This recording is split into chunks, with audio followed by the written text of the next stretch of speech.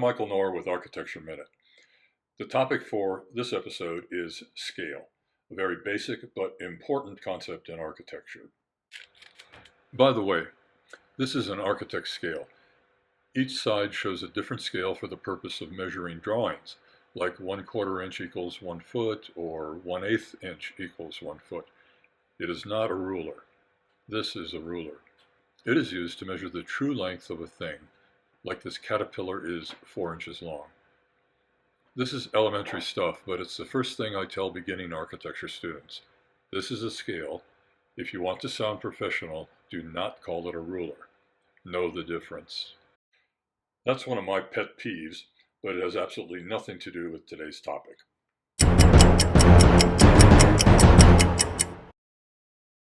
To architects, the most important scale is human scale. Architecture is for people, and one way to make sure it feels comfortable for people is to be aware of the size and reach and range of a human being. Leonardo da Vinci had a lifelong interest in human scale, which he employed in painting, sculpture, and architecture. His famous drawing, Vitruvian Man, illustrates his deep understanding of the importance of human proportions and scale. In the 20th century, the Swiss architect Le Corbusier explored human scale with his famous Modulor, a geometric tool meant to apply human scale to architecture. In architecture, scale is used to elicit certain emotions.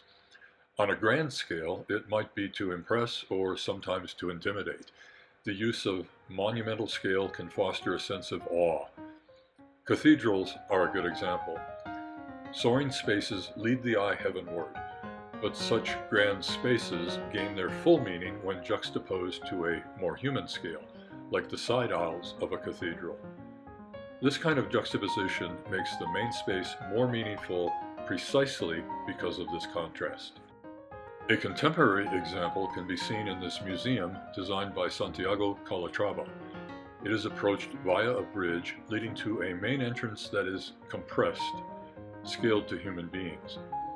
Upon entering the building, the space explodes, compression and release, an old architectural trick that still works today.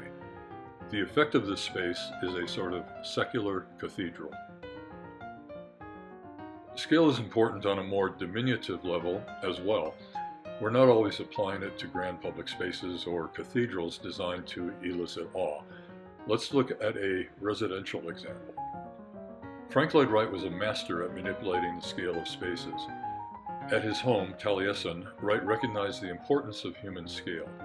A low ceiling at the entry establishes an intimate relationship between human and structure. As one penetrates deeper into Taliesin, it bursts open into light, putting emphasis on the more important space. This home provides another example. A lower ceiling defines the kitchen area from the adjacent great room without walling it off.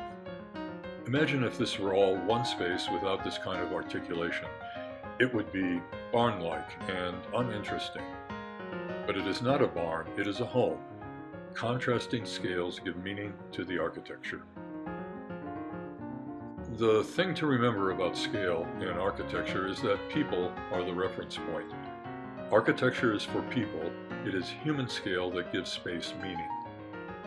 I would go so far as to assert that for architects, the use and creative manipulation of scale is the most important tool in the box for creating good, even great, architecture. The concept applies to both interior spaces and exterior relationships. The creative and intelligent use of scale is what elevates buildings into architecture.